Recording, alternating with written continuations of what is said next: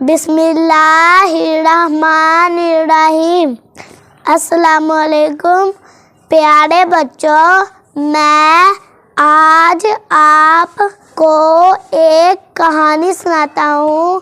ایک مرتبہ ایک گدھا اور ایک گھوڑا دونوں بھاگ رہے تھے۔ وہ بھاگتے بھاگتے دونوں ایک کنویں میں گر گئے۔ پاس ہی کچھ بچے کھیل رہے تھے۔ بچوں نے کنویں میں مٹی ڈالنا شروع کر دی۔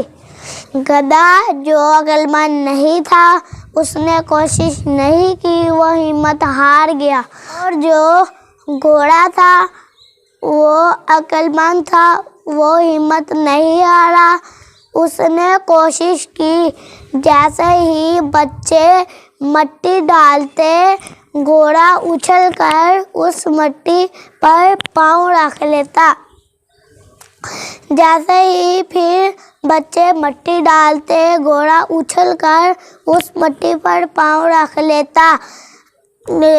بچے ایسے مٹی ڈالتے گئے، گھوڑا اچھل کر اس مٹی پر پاؤں رکھتا گیا اور آخر کار کنواں مٹی سے بھر گیا۔ گھوڑا باہر نکل گیا، گدھا مر گیا۔